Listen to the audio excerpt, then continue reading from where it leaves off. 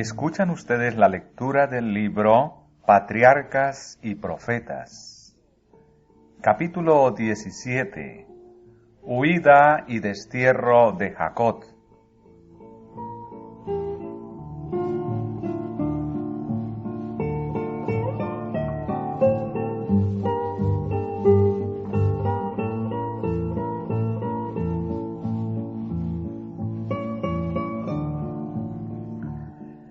Amenazado de muerte por la ira de Esaú, Jacob salió fugitivo de la casa de su padre, pero llevó consigo la bendición paterna. Isaac le había renovado la promesa del pacto y como heredero de ella le había mandado que tomase esposa de entre la familia de su madre en Mesopotamia. Sin embargo, Jacob emprendió su solitario viaje con un corazón profundamente acongojado. Con solo su báculo en la mano, debía viajar durante varios días por una región habitada por tribus indómitas y errantes. Dominado por su remordimiento y timidez, trató de evitar a los hombres, para no ser hallado por su airado hermano. Temía haber perdido para siempre la bendición que Dios había tratado de darle, y Satanás estaba listo para atormentarlo con sus tentaciones.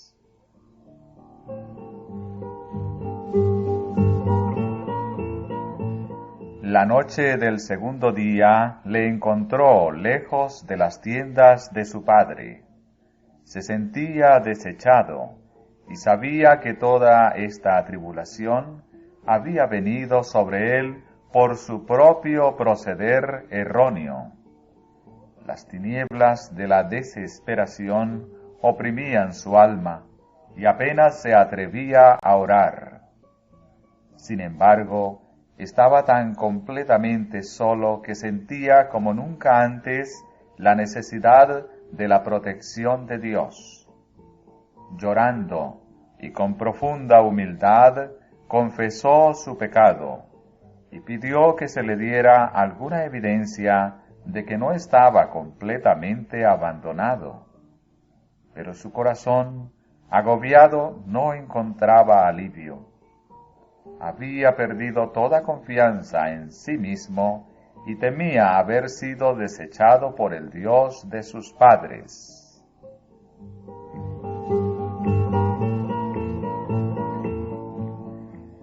Pero Dios no abandonó a Jacob.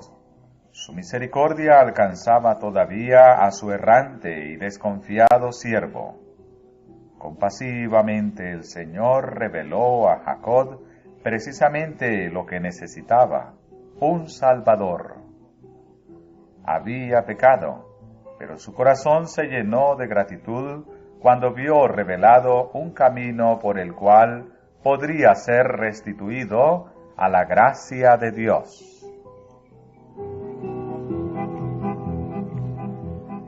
Cansado de su viaje, el peregrino se acostó en el suelo, con una piedra por cabecera. Mientras dormía, vio una escalera clara y reluciente, que estaba apoyada en tierra y su cabeza tocaba en el cielo. Por esta escalera subían y bajaban ángeles.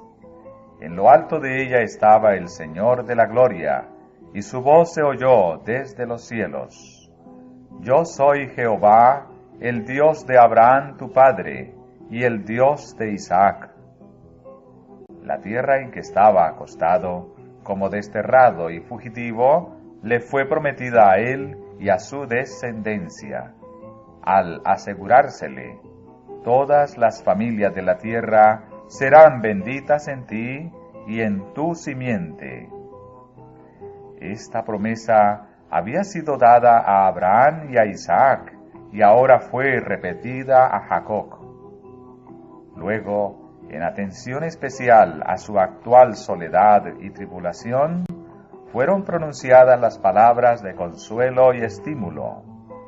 He aquí, yo soy contigo, y te guardaré por donde quiera que fueres, y te volveré a esta tierra, porque no te dejaré hasta tanto que haya hecho lo que te he dicho.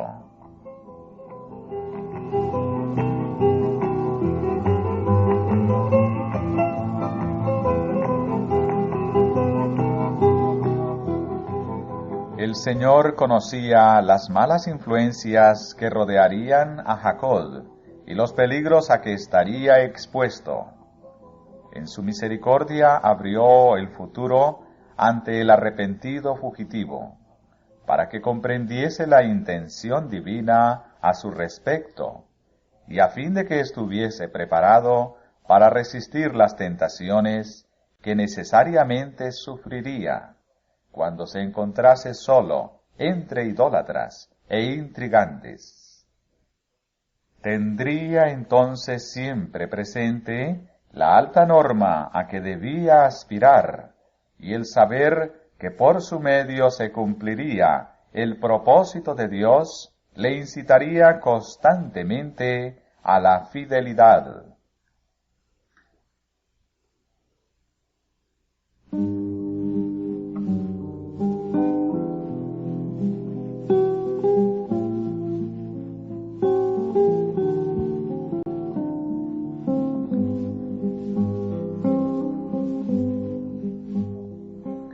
En esta visión, el plan de la redención le fue revelado a Jacob no del todo, sino hasta donde le era esencial en aquel momento. La escalera mística que se le mostró en su sueño fue la misma a la cual se refirió Cristo en su conversación con Natanael. Dijo el Señor: de aquí adelante veréis el cielo abierto y los ángeles de Dios que suben y descienden sobre el Hijo del Hombre.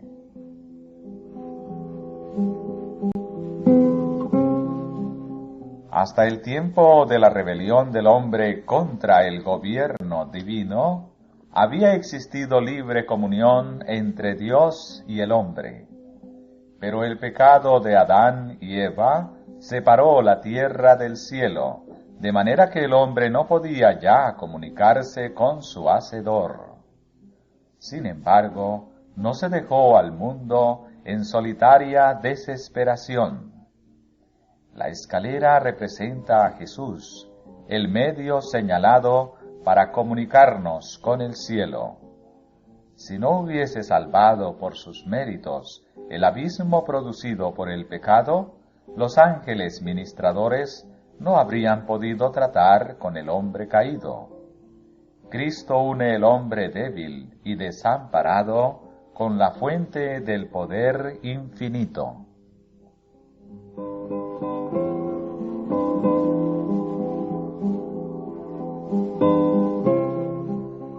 Todo esto se le reveló a Jacob en su sueño. Aunque su mente comprendió enseguida una parte de la revelación, sus grandes y misteriosas verdades fueron el estudio de toda su vida y las fue comprendiendo cada vez mejor.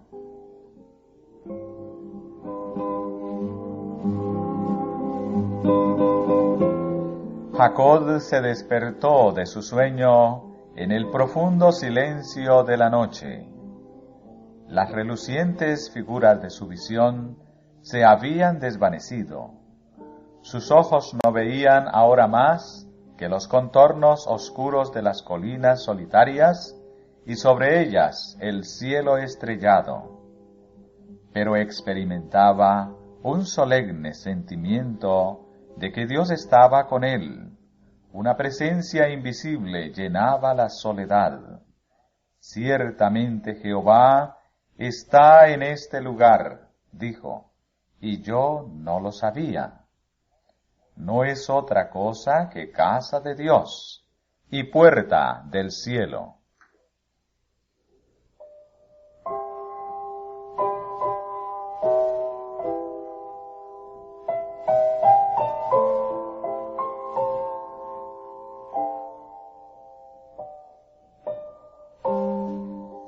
levantóse Jacob de mañana, y tomó la piedra que había puesto de cabecera, y alzóla por título, y derramó aceite encima de ella.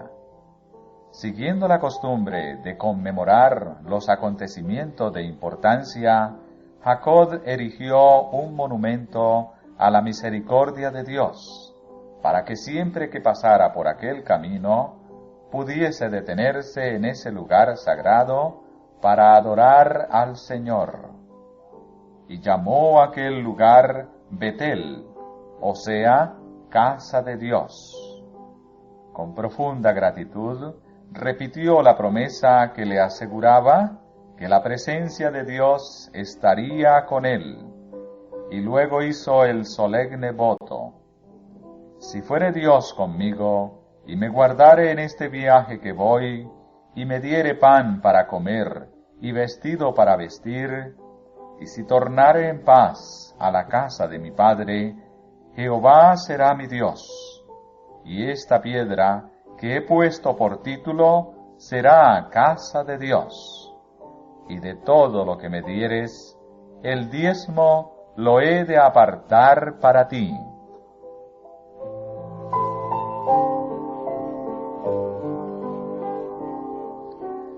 Jacob no estaba tratando de concertar condiciones con Dios. El Señor ya le había prometido prosperidad, y este voto era la expresión de un corazón lleno de gratitud por la seguridad del amor y la misericordia de Dios. Jacob comprendía que Dios tenía sobre él derechos que estaba en el deber de reconocer, y que las señales especiales de la gracia divina que se le habían concedido le exigían reciprocidad. Cada bendición que se nos concede demanda una respuesta hacia el autor de todos los dones de la gracia. El cristiano debiera repasar muchas veces su vida pasada y recordar con gratitud las preciosas liberaciones que Dios ha obrado en su favor, sosteniéndole en la tentación, abriéndole caminos cuando todo parecía tinieblas y obstáculos, y dándole nuevas fuerzas cuando estaba por desmayar.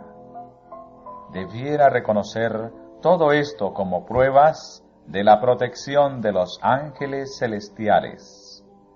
En vista de estas innumerables bendiciones, debiera preguntarse muchas veces con corazón humilde y agradecido: ¿qué pagaré a Jehová por todos sus beneficios para conmigo?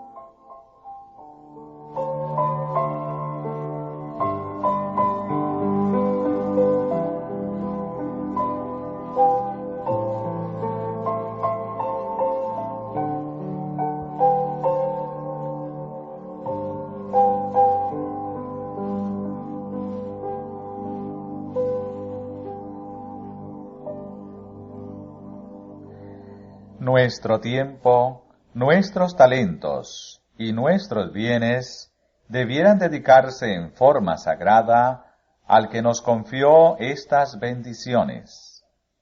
Cada vez que se obra en nuestro favor una liberación especial o recibimos nuevos e inesperados favores, debiéramos reconocer la bondad de Dios, expresando nuestra gratitud no solo en palabras, sino como Jacob, mediante ofrendas y dones para su causa. Así como recibimos constantemente las bendiciones de Dios, también hemos de dar sin cesar.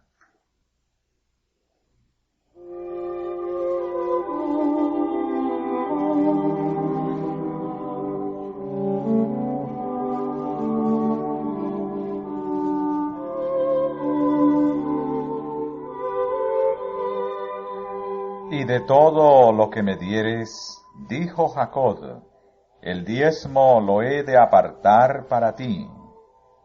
nosotros que gozamos de la clara luz y de los privilegios del Evangelio, nos contentaremos con darle a Dios menos de lo que daban aquellos que vivieron en la dispensación anterior, menos favorecida que la nuestra? De ninguna manera. A medida que aumentan las bendiciones de que gozamos, ¿no aumentan nuestras obligaciones en forma correspondiente? Pero, ¿cuán en poco las tenemos? ¿Cuán imposible es el esfuerzo de medir con reglas matemáticas lo que debemos en tiempo, dinero y afecto, en respuesta a un amor tan inconmensurable y a una dádiva de valor tan inconcebible? Los diezmos para Cristo. Oh, mezquina limosna, pobre recompensa para los que ha costado tanto. Desde la cruz del Calvario, Cristo nos pide una consagración sin reservas. Todo lo que tenemos y todo lo que somos lo debiéramos dedicar a Dios.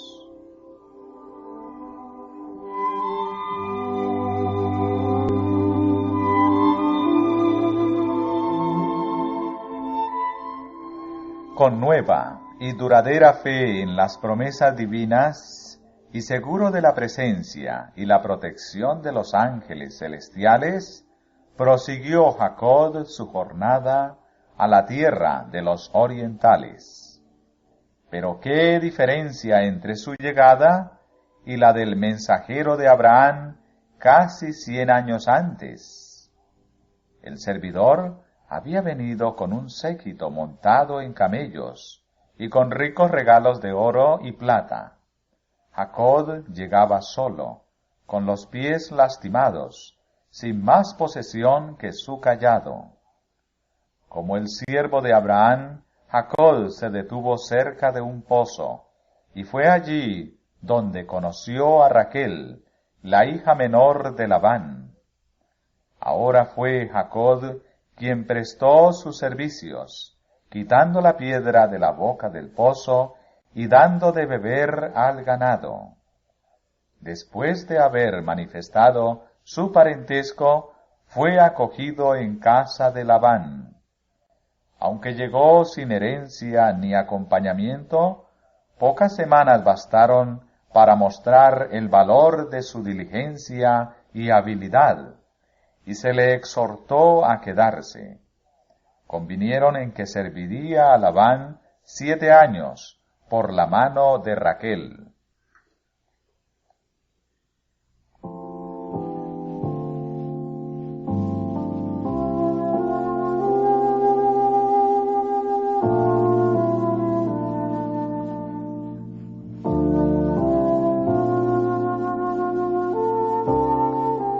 En los tiempos antiguos era costumbre que el novio, antes de confirmar el compromiso del matrimonio, pagara al padre de su novia, según las circunstancias, cierta suma de dinero o su valor en otros efectos.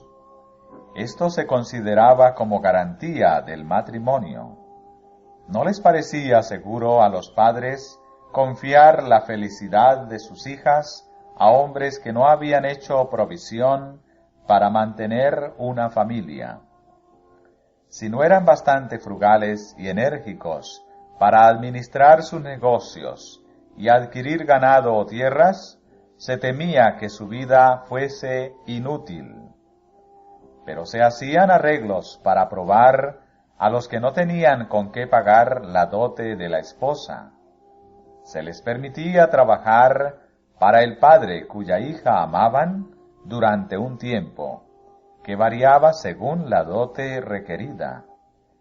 Cuando el pretendiente era fiel a sus servicios y se mostraba digno también en otros aspectos, recibía a la hija por esposa y, generalmente, la dote que el padre había recibido se la daba a ella el día de la boda. Pero tanto en el caso de Raquel como en el de Lea, el egoísta Labán se quedó con la dote que debía haberles dado a ellas. Y a eso se refirieron cuando dijeron antes de marcharse de Mesopotamia: nos vendió y aún se ha comido del todo nuestro precio.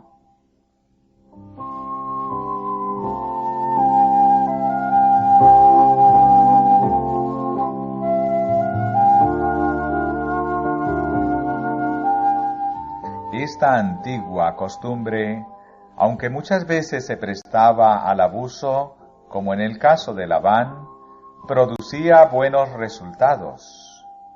Cuando se pedía al pretendiente que trabajara para conseguir a su esposa, se evitaba un casamiento precipitado y se le permitía probar la profundidad de sus afectos y su capacidad para mantener a su familia.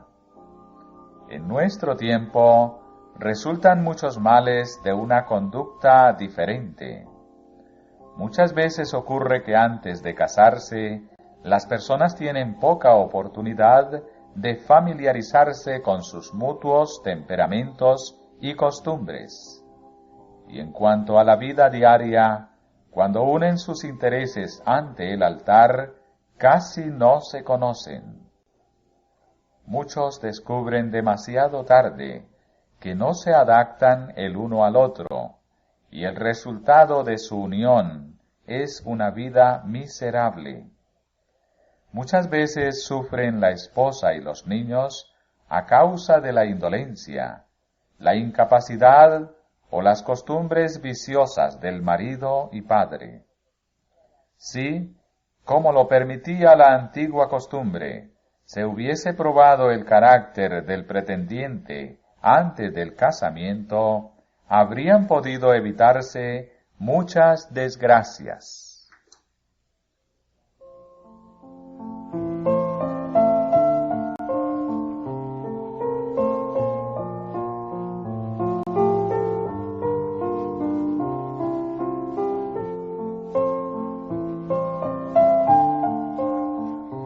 Jacob trabajó fielmente 7 años por Raquel, y los años durante los cuales sirvió pareciéronle como pocos días, porque la amaba.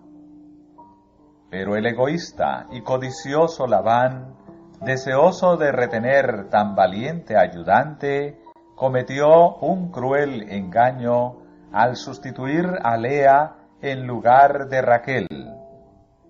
El hecho de que Lea misma había participado del engaño hizo sentir a Jacob que no la podía amar.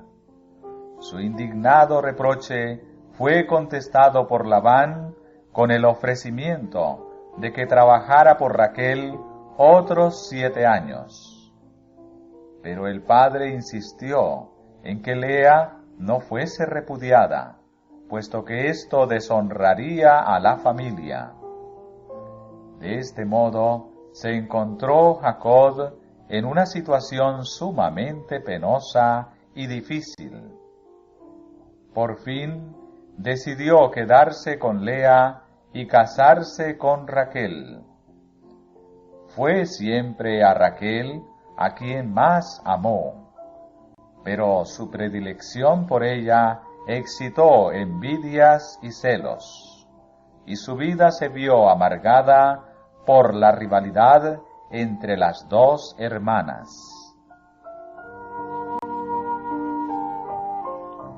20 años permaneció Jacob en Mesopotamia, trabajando al servicio de Labán, quien, despreciando los vínculos de parentesco, estaba ansioso de apropiarse de todas las ventajas. Exigió 14 años de trabajo por sus 2 hijas, y durante el resto del tiempo cambió 10 veces el salario de Jacob. Con todo, el servicio de Jacob fue diligente y fiel. Las palabras que le dijo a Labán en su última conversación con él describen vivamente la vigilancia incansable con que había cuidado los intereses de su exigente amo. Estos 20 años he estado contigo. Tus ovejas y tus cabras nunca abortaron, ni yo comí carnero de tus ovejas. Nunca te traje lo arrebatado por las fieras, yo pagaba el daño. Lo hurtado así de día como de noche, de mi mano lo requerías. De día me consumía el calor, y de noche la helada, y el sueño se huía de mis ojos.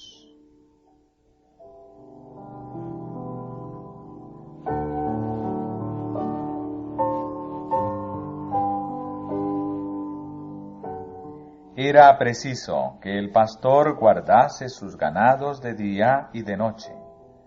Estaban expuestos al peligro de ladrones y de numerosas fieras que con frecuencia hacían estragos en el ganado que no era fielmente cuidado. Jacob tenía muchos ayudantes para apacentar los numerosos rebaños de Labán, pero él mismo era responsable de todo. Durante una parte del año era preciso que él quedase personalmente a cargo del ganado, para evitar que en la estación seca los animales pereciesen de sed, y que en los meses de frío se helasen con las crudas escarchas nocturnas. Jacob era el pastor jefe, y los pastores que estaban a su servicio eran sus ayudantes. Si faltaba una oveja, el pastor principal sufría la pérdida, y los servidores a quienes estaba confiada la vigilancia del ganado tenían que darle cuenta minuciosa si éste no se encontraba en estado lozano.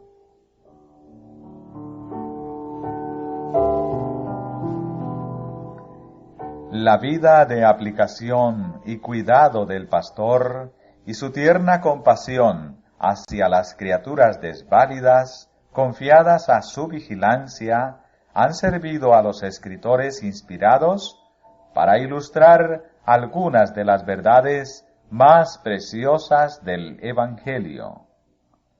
Se compara a Cristo en su relación con su pueblo con un pastor.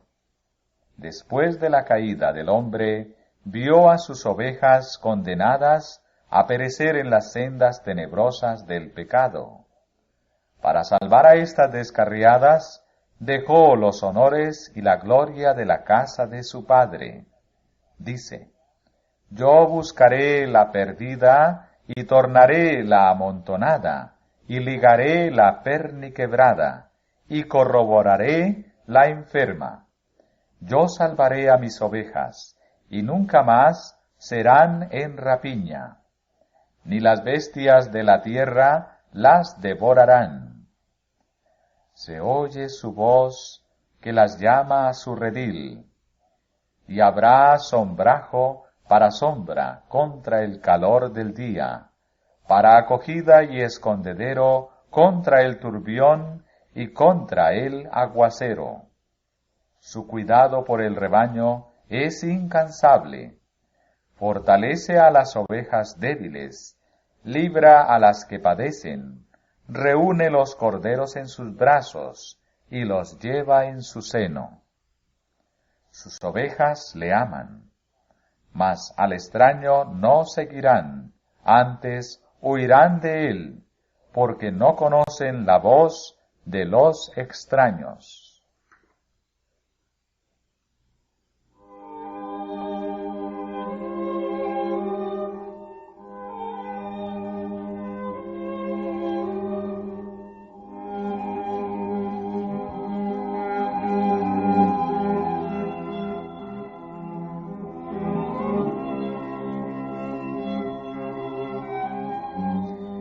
Cristo dice: el buen pastor su vida da por las ovejas. Mas el asalariado, y que no es el pastor, de quien no son propias las ovejas, ve al lobo que viene, y deja las ovejas y huye, y el lobo las arrebata, y esparce las ovejas. Así que el asalariado huye porque es asalariado y no tiene cuidado de las ovejas. Yo soy el buen pastor y conozco mis ovejas, y las mías me conocen.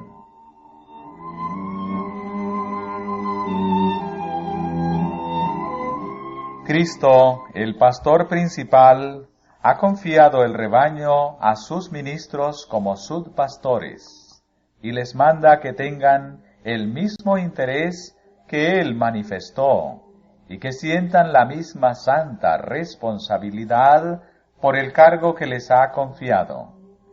Les ha mandado solemnemente ser fieles, apacentar el rebaño, fortalecer a los débiles, animar a los que desfallecen y protegerlos de los lobos rapaces.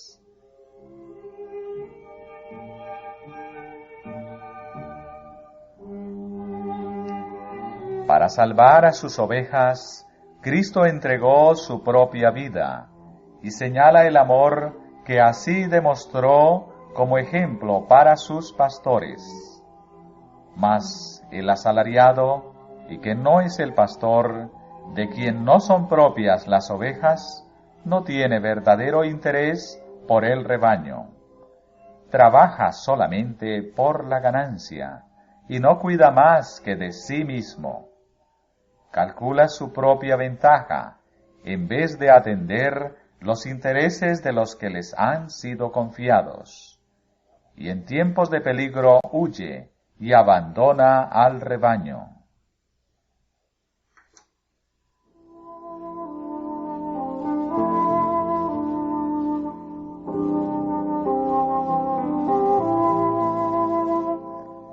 El apóstol Pedro amonesta a los subpastores: apacentad la grey de Dios que está entre vosotros, teniendo cuidado de ella, no por fuerza, sino voluntariamente, no por ganancia deshonesta, sino de un ánimo pronto, y no como teniendo señorío sobre las heredades del Señor, sino siendo dechados de la grey. Y Pablo dice: por tanto mirad por vosotros y por todo el rebaño en que el Espíritu Santo os ha puesto por obispos, para apacentar la iglesia del Señor, la cual ganó por su sangre. Porque yo sé que después de mi partida entrarán en medio de vosotros lobos rapaces, que no perdonarán al ganado.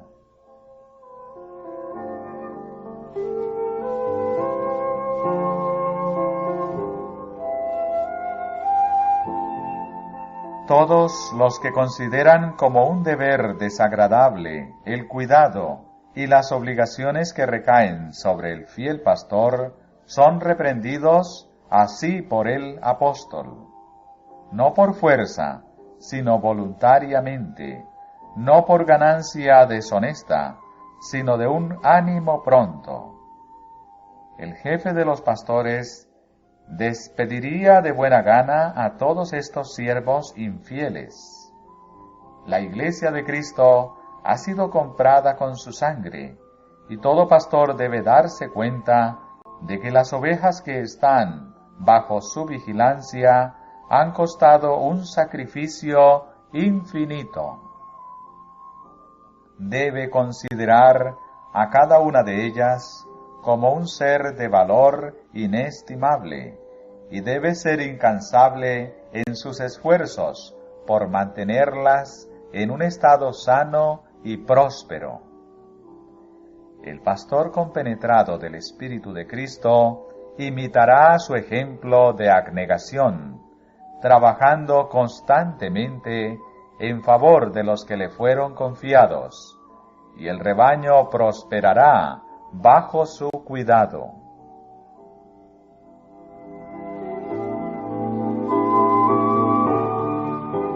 Todos tendrán que dar estricta cuenta de su ministerio. El maestro preguntará a cada pastor: ¿dónde está el rebaño que te fue dado, la grey de tu gloria? El que sea hallado fiel recibirá un rico galardón.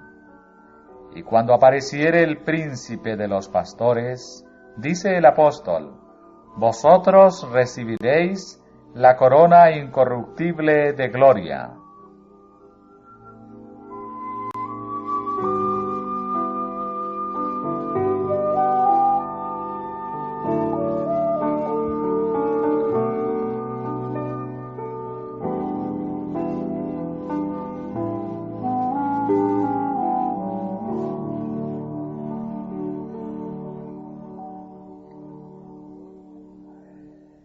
Cuando Jacob, cansado de servir a Labán, se propuso volver a Canaán, dijo a su suegro, envíame e iré a mi lugar y a mi tierra.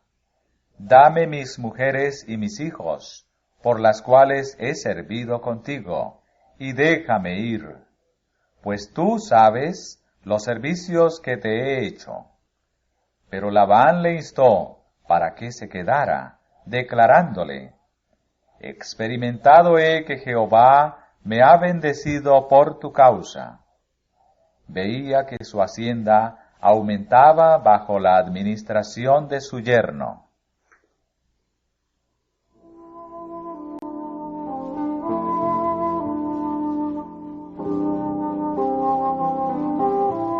Entonces dijo Jacob, poco tenías antes de mi venida, y ha crecido en gran número. Pero a medida que el tiempo pasaba, Labán comenzó a envidiar la mayor prosperidad de Jacob, quien prosperó mucho, y tuvo muchas ovejas, y siervos y siervas, y camellos y asnos.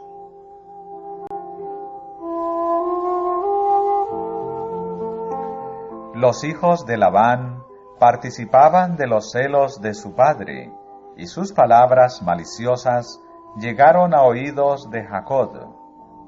Jacob ha tomado todo lo que era de nuestro padre, y de lo que era de nuestro padre ha adquirido toda esta grandeza. Miraba también Jacob el semblante de Labán, y veía que no era para él como ayer y antes de ayer.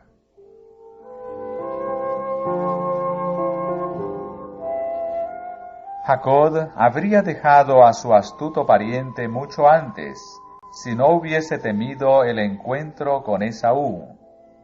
Ahora comprendió que estaba en peligro frente a los hijos de Labán, quienes, considerando suya la riqueza de Jacob, tratarían tal vez de obtenerla por la fuerza. Se encontraba en gran perplejidad y aflicción, sin saber qué camino tomar.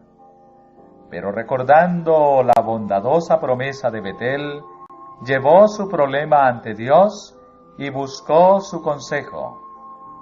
En un sueño se contestó a su oración: vuélvete a la tierra de tus padres y a tu parentela, que yo seré contigo.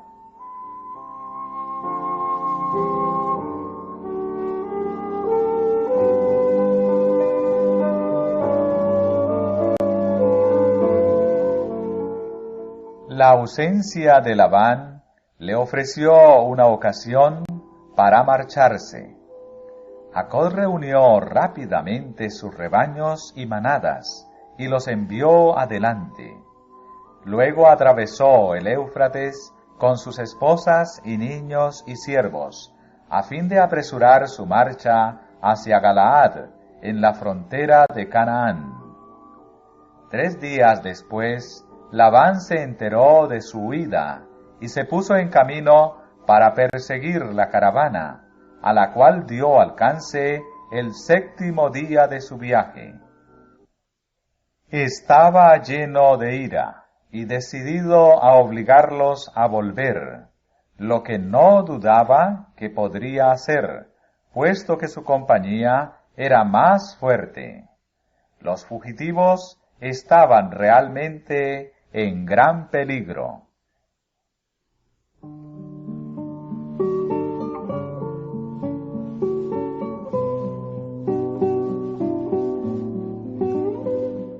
Si Labán no realizó su intención hostil, fue porque Dios mismo se interpuso en favor de su siervo.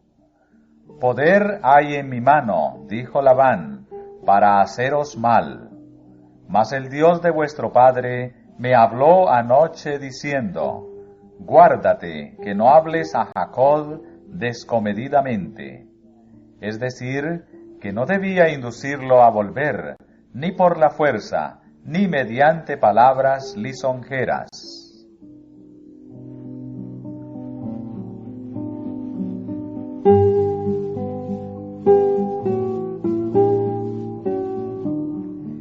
Labán había retenido la dote de sus hijas, y siempre había tratado a Jacob astuta y duramente. Pero con característico disimulo le reprochó ahora su partida secreta, sin haberle dado como padre siquiera la oportunidad de hacer una fiesta de despedida, ni de decir adiós a sus hijas y a sus nietos.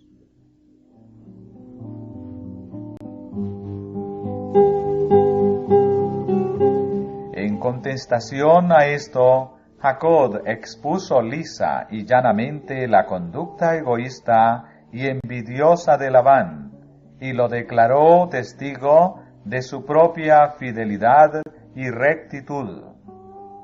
Si el Dios de mi padre, el Dios de Abraham y el temor de Isaac no fueran conmigo, dijo Jacob, de cierto me enviarías ahora vacío. Vio Dios mi aflicción y el trabajo de mis manos, y reprendióte anoche.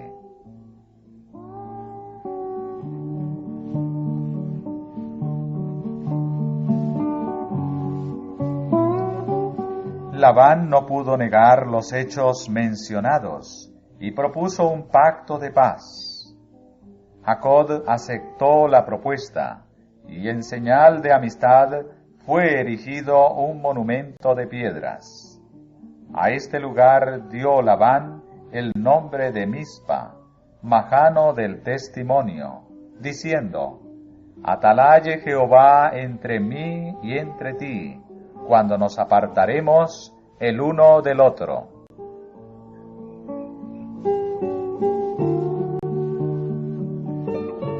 Dijo más Labán a Jacob, he aquí este majano, y he aquí este título, que he erigido entre mí y ti. Testigo sea este majano, y testigo sea este título, que ni yo pasaré contra ti este majano, ni tú pasarás contra mí este majano, ni este título, para mal. El Dios de Abraham y el Dios de Nachor juzgue entre nosotros, el Dios de sus padres. Y Jacob juró por el temor de Isaac su padre. Para confirmar el pacto, celebraron un festín. Pasaron la noche en comunión amistosa. Y al amanecer Labán y su acompañamiento se marcharon. Después de esta separación se pierde la huella de toda relación entre los hijos de Abraham y los habitantes de Mesopotamia.